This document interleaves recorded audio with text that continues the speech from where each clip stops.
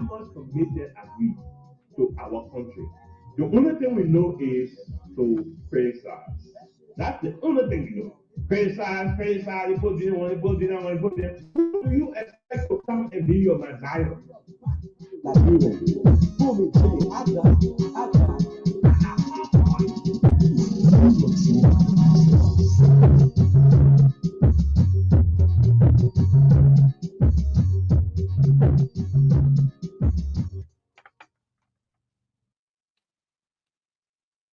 Good evening, good evening, good evening once again. This is the Deep National Hour program. Deep is the Democracy and Empowerment for Economic Progress. I'm Dr. Ibrahim Dassama the first. I'm the Executive Director of the Democracy and Empowerment for Economic Progress, Deep. As a nationalist, I have my own nationalistic responsibility to ensure that my country works in the best interest of all Liberians. Once again, this is the Deep National Hour program. Deep can be followed up on Facebook, where we have our page. That is the DEEP Facebook page. That is the Deep National Hour Facebook page. Okay, so today we'll be discussing part one of Is Liberia an educated country, quote unquote, a civilized society? We will be looking at it from the context of sociology, where we look at the social composition of our society, the way they conduct themselves, the way they respond to situation, the way they handle things in their various communities, to be able to understand whether we are part of the educated class or societies in the world, or we are somewhere behind when it comes to education. So once again, I'm Dr. Abraham Dassama the first. I will be echoing this platform as we go on. Okay, so let's look at this country, Liberia. Okay, let's look at this country, Liberia.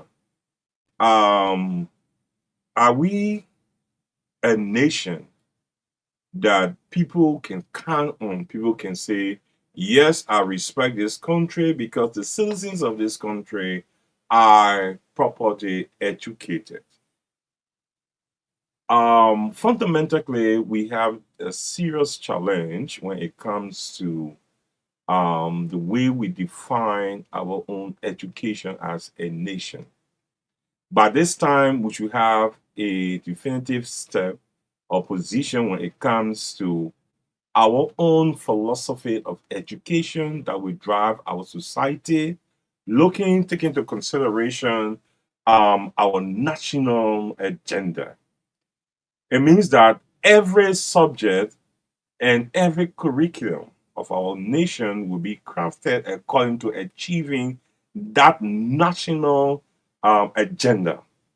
And that agenda will be taught to every student that have had the opportunity to learn within the corridor of our educational sector. Unfortunately, Liberia is not part of those nations that have identified or established a definitive position in how it wants its citizens to behave or conduct themselves.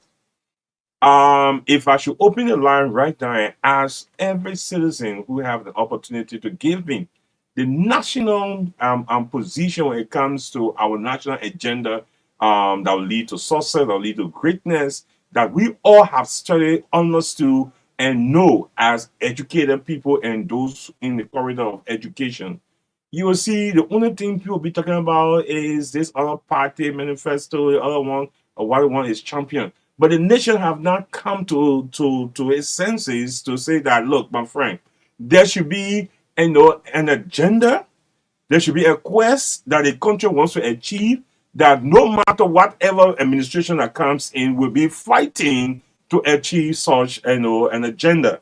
But if the country does not have a set focus, we are not planning. We have not planned that this is the direction we want to take. So any person who comes as leader must work within that corridor, must ensure that that which we want must be achieved, and not his or her agenda. You can bring other mechanism to buttress in achieving. Possibly we want to be great, we want to be industrialized, we want to be prosper, we want to make sure that every citizen have access to electricity, those basic necessity of life. So you set those standards that no president, no government, no administration can come in and thwart it. Okay? Then you'll notice that there will be no unfinished project.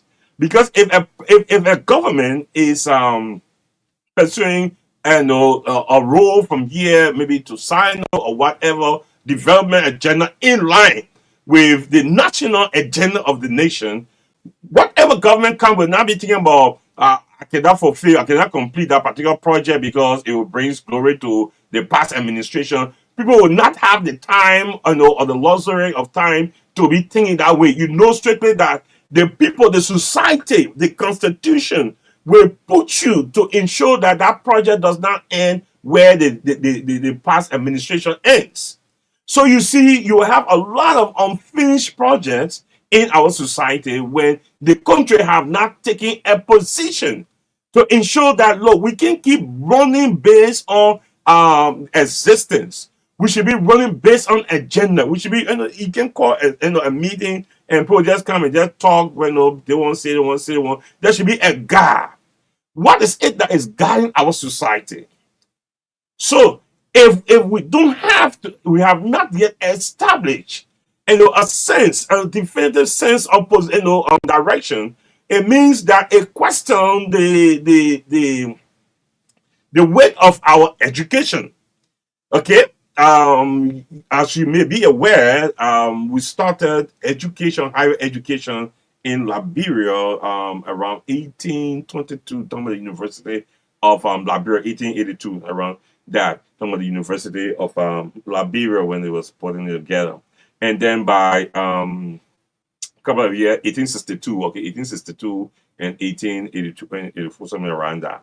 Okay, but you're talking about more than 100 years ago, and you have Liberia producing the fifth and sixth oldest universities in Africa. The fifth, University of Liberia, the sixth, Cotton University. These are the two oldest university ranking at 5 and 6. After 100 years of their existence came independence of other countries. So, Ghana, Nigeria, Kenya, other countries, and they came in. But it is so disgraceful that at this dispensation, when you look at the unit rank, you look at universal record universities, you cannot find Liberia among the top, no university in this country, among the top 400 universities in Africa. You can find one university in Liberia part of that. Okay? How does that portray a nation that have old record? You see, that's the reason why life is not based on age, it's based on achievement. Okay, life is not based on age, it's based on achievement. You can be as old as you think you want to be or you are, but if your life does not reflect achievement that people can respect and honor, you have to call the young person who has that achievement with respect and courtesy. You can neglect that particular aspect. The country Liberia is old. Why are we unable to even standardize our education system? Okay, how do you even develop your curriculum? Who are those involved in it? Does the curriculum reflect the opinion, the view, the expertise, the experiences of those in the educational sector? Okay, how do you really craft up your curriculum? Okay, even at the national level. college level. You have professional groups, engineers association, construction engineer, and the business association guys. And everything. Do you, I know, call them to be able to discuss with them so that they give you contemporary information, challenges in the field. How can you craft your business administration courses to be able to reflect the day-to-day reality in Liberia? How can you develop your sociological context, to fit the day-to-day Liberia? How do you, what are the researches that are going on? That nurses that are coming up can be learning things about their society based on research that was conducted in their society, so that those who are in this particular area can understand and know about their own country that they come into work in. Okay? How do you do that? Now you have your entire education running after books that emanated from outside your country, but you think that you'll be ranked among other countries that are studying themselves and making contemporary contribution, to the educational sector. Now, let me come to another angle in that. The very first thing you should remember is a nation that is unable to identify its problem and solve it is a kid. It's a baby. That's an uncivilized country. Look at civilized nations. They are capable of identifying their problems. They are capable of finding solutions to their problems. We are talking about whether Liberia is an educated society or a civilized society. Now, ask yourself the question.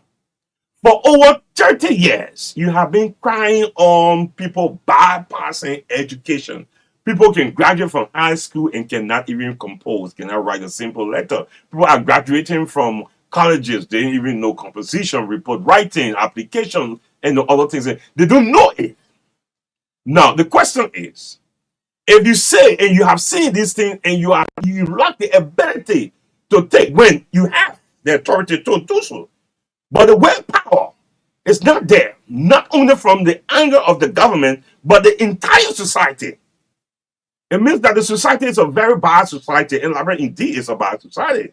You have a bad generation, very bad generation, because your inability to correct that which you are to correct proves you to be foolish. Why will you talk about things that you can correct and cannot correct? It doesn't show that you are a civilized person. It doesn't show that you're a wise person. It's an open thing today in the Liberian society that people are living from third grade to fifth grade with all document, from fifth grade to seventh grade with all document, from seventh grade to ninth grade with all document, from ninth grade to 11th grade, and sometimes 12th grade with all document, and they may not even attend classes regularly, but they may graduate from high school and get credential they cannot defend. It's thing that is known in the Liberian society. It's known that people can sit in offices and get degree even from colleges, all the classes, and do all kind of things that they coming out of them.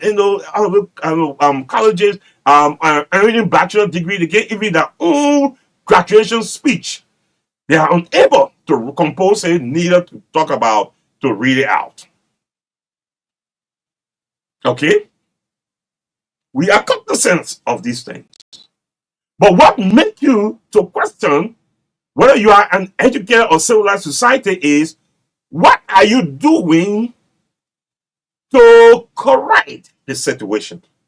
More than 30 years, you are talking about the same thing and can't do anything to solve it. Does that? One of the fundamental purposes of education is to bring about transformation.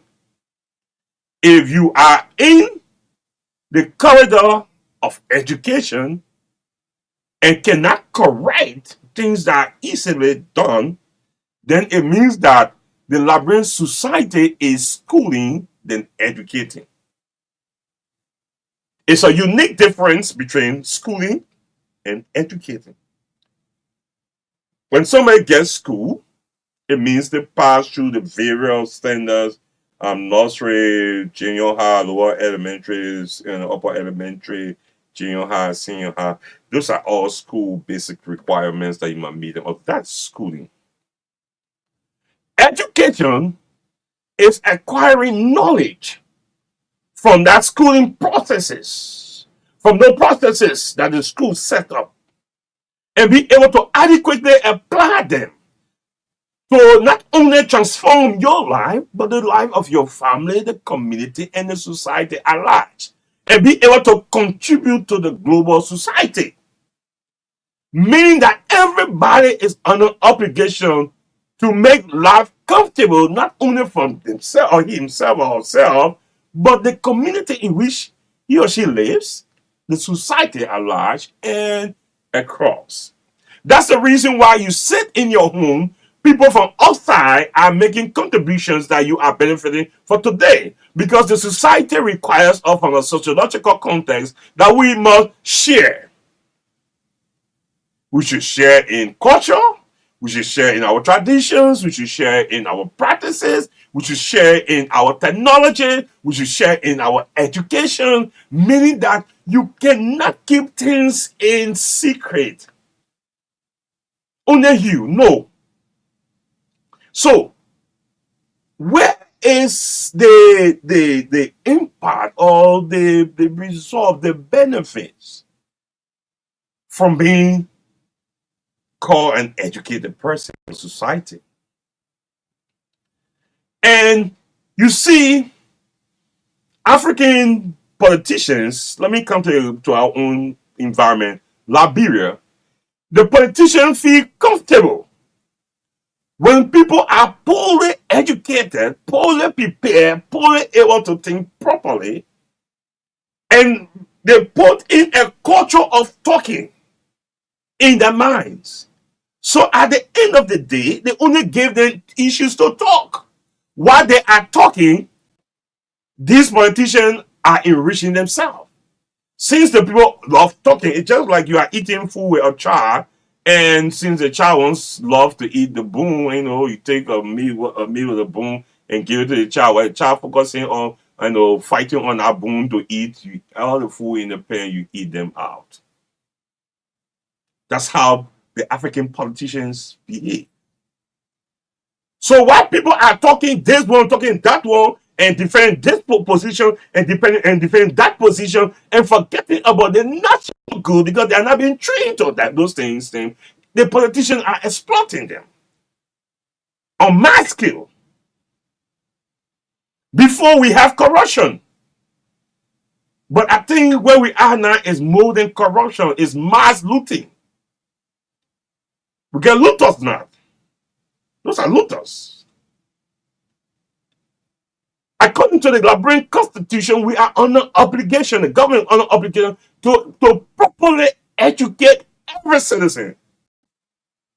Not to create free school that is free of knowledge, but to create a system that will be able to benefit the entire society. Okay? You should be able to create. Look, let me tell you this. It's the government responsibility to determine how its citizens should think, should behave, should conduct themselves. It is the responsibility of the government. Every country around the world, every successful country, the government defines what is being taught in the classroom to its citizens. Who are those involved in the teaching process to make sure that you're able to grow a society of potentialities so that they can be able to develop themselves greatly and get rid of limitation that brings about poverty and backbiting and other things and be more focused. It is the government prerogative to ensure that that country, the content of what the citizens absorb, are all in the interest of achieving the national agenda. But in the context of Liberia, is unfortunate. It's unfortunate. Where do we want to go as a nation? What can we sit down and discuss so that we can be able to determine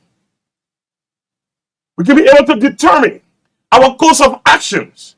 Because when we determine where we want to go, how to go there, then we start putting all those activities that will lead us to that place. And we'll keep working and improving on them until we become a superpower. Not in the context of competition, but in the context that you can have poverty walking in your streets and visiting people at home. Up to current, after 170 plus years, we've been crying on electricity, we can solve it. We've been crying on lack of water, we can solve that problem. Poor health and services, we can solve that problem. Bad leadership, we can solve that problem. This is not your inability to solve things that you have the ability to solve. It is not a sign of being a civilized society. It's good to read. It's good to go after these things. It's good to understand them. It's good to know that until that which other countries have practiced that have brought them up there, that you can look at them and admire them until you go after those practices. It is not wrong for you to be ranked among the 20 most illiterate countries in the world at rank 11. It is not. You know, most often when I provide these statistics, sources, and other things, and I feel that it could spark off some intellectual discourses to see how we can resolve these matters. But the society is not interested. Society is easily being moved by politicians. The things that will just only get them pacified, the things that will only get them excited, the things that will only get their brain moving and just talking and leave their stomach empties, their body empties, those are things they take more pleasure in. More pleasure. You want to get rich, get into politics. You get money so fast. You want your justice to be there, not go to court. You want to see some crazy attitude, just go to the police station, government ministries. If you don't want to learn, go to school. Go to school. You won't learn, you will not learn. So everything is like upside down. Why should people go to school and can learn? But they can acquire credentials. Why should it be that way? Why? Okay? Are we saying that we know all these things and are unable to determine how to solve them? Is that what we are saying? It means that the country is illiterate. Because one of the evidences of an informed society is the product that comes out of that society. The product. I'm Dr. Sellu. If I say I have acquired certain amount of education, but live in limitation, in poverty, cannot overcome the physical challenges of life, then I myself, as a doctoral holder, will question myself. Obviously. Because at the level of a bachelor, you should be able to face life sociologically, psychologically, financially, and be able to overcome certain components. At the mastery level, you should have able to give people not only to overcome these challenges in the society, but to also provide guidance for people who may want to face these challenges or want to become successful. So you see, a lot of the master degree holders are writers and other things because you have passed that level of facing challenges and can find remedy to them. Not to even speak about those at the doctoral level. It means that besides facing life challenges, overcoming them, having experiences, you have created new ideas, new philosophy, new theories that people can use that can benefit them for 20 years, 30 years, 50 years. But if you have all the levels of individuals in your society and you are ranked among the 5 poorest, it means that it justifies why you are not among the educated society in the world. Because education is an antidote to poverty. Meaning that if you have education, you should not have poverty. Okay? You can't have light and the place is dark. I don't know where it's better for or something else. But you can't say you have education, but you are in poverty. Then we question that level of education you have. No matter how constrained the society, no matter how the economy will be, those from the masteral level and upward should be able to find a remedy, should find a way out of it because they have passed that bachelor level. But is that happening in our society today? No. Today, in Liberia, people who are not educated, you can see some of them successful, a lot of them poor. People who are educated, you see some of them successful, a lot of them poor. Then what's the difference between those who are educated and those who are not? Because the life outputs are relatively the same. So people don't even give credence to education in the society. You can say you can go to school, man. Why can I can pay you? Say who go to school because there is no line of demarcation. Most of the businesses in this country are owned by people who have not even gotten a college degree. Who can even bring it down that men have even gotten high school credentials. But because they live in society of exposure, they learn. And in our Liberian society, we live in a society of big show, empty talk, for nothing bluff. So somebody who should use a market to transform his or her life, to become an employer and other things, then will be afraid or ashamed to do that business simply because of the kind of environment he or she came from. Again, I'm Dr. Ibrahim Dassama, the first nationalist, the executive director of the Democracy Empowerment for Economic Progress, DEEP. You can follow us up on our page. That is the DEEP National, our Facebook page. We'll be happy if you can just share as many times as possible. And also just tap the like button or subscribe and with this movement. And let us share it out and be part of this particular movement and see how we can help our country. Okay? That's the best I think you can do for now. Okay? That's the best.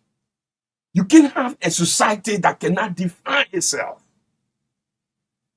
Right now, those who are getting both sociological and financial power in this country are non-Liberians. To the extent of their financial and sociological power, they can look at citizens in their faces and tell them that your government is in our pocket. And it is evidence. It is. Because the society is not a civilized society. Because if the country can define itself, you will train your citizens to love each other. You will train your citizens to work together. You will train your citizens how to see government in the country. You will train your citizens what to go after. But Liberians don't love each other in this country. It's clear. I was interacting with somebody and the person said something that I said, oh, in your country, you love each other. I laugh. The people are not being trained. The Bible says, train out a child in the way he or she should go, and when that person gets old, he will not depart from it. How do you expect your citizen to behave well when you are not training them in your curriculum how to behave? We need a national dialogue. We need to sit and discuss.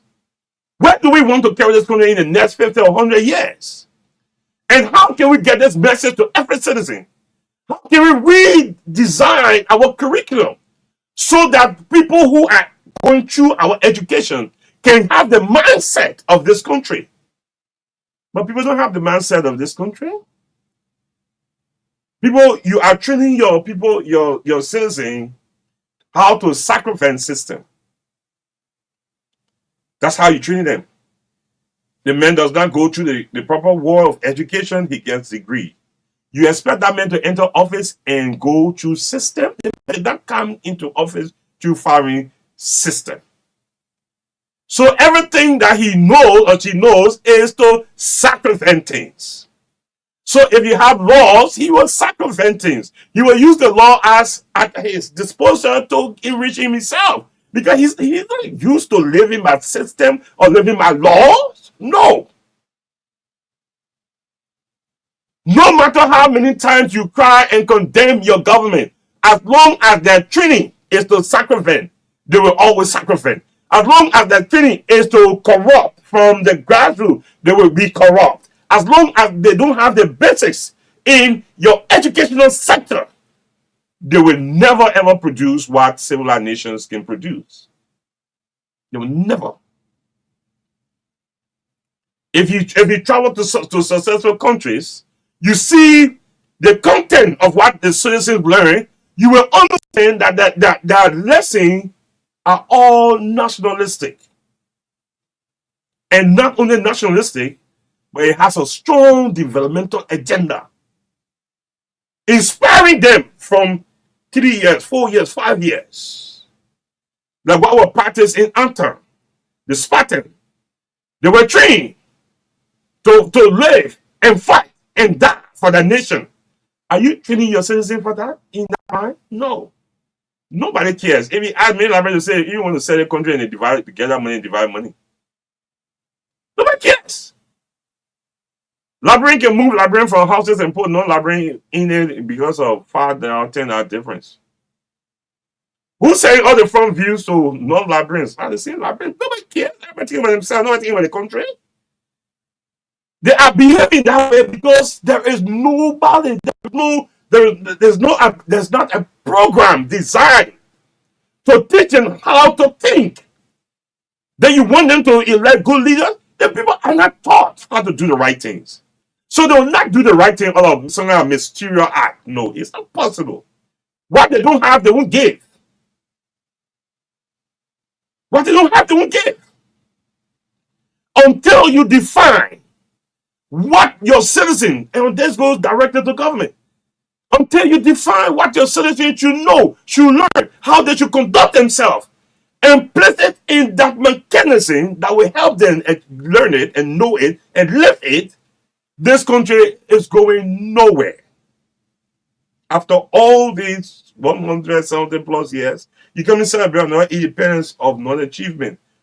When we say non-achievement, it means that you're not making 1 or 2 strides and going up. We're talking about the world goal according to expectation. If the world expects that in a year time, as a nation, you should be able to get more than $5 to $10 billion increment in your revenue, and you are around 700 million and 800 million in high quality, you are a failure. Yes, you made a growth, but your growth is not up to maybe 10 to 15% as will be required from an entity. Because normally an entity will expect you to get 15 to 20% increment yearly. It means that if you start on $1 million, it means in a year time, you should be somewhere around $1.5 million, something like that. If possible, you can even go to $1.5 million or up to $2 million. That's the kind of things they expect. So if your country start on something around 700 million, it means that after 1 year you should be around maybe around 1.4 billion dollars. It means that you are in the cycle of achievements, but not 1%, 2%, 3%, no kind of nonsense. Then you think that you are making strides. You're not making strides according to expectation. No. So when it tells you your country is uncivilized, it means that every citizen by unit is uncivilized. It means that in domination, in the higher number, in performance, you are uncivilized, poorly educated society. We will talk about these things. It left for the Liberian society to define the course of action and decide. Do you want to keep going and you think that you are educated society, keep going? We're all calling a space and defining what you want to do. Why will you start joining with all the time where you want to go? Why would you want to do that? Why would you want to go to school or defining what you want to do?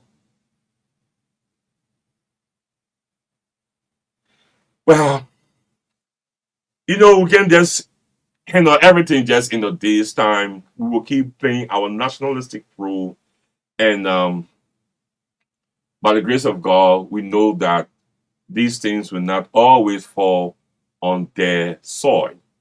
So, again, I'm Dr. Abraham Dassama the first, a nationalist, the executive director of the Democracy Empowerment for Economic Progress. I have been on your platform for a couple of years, playing my part.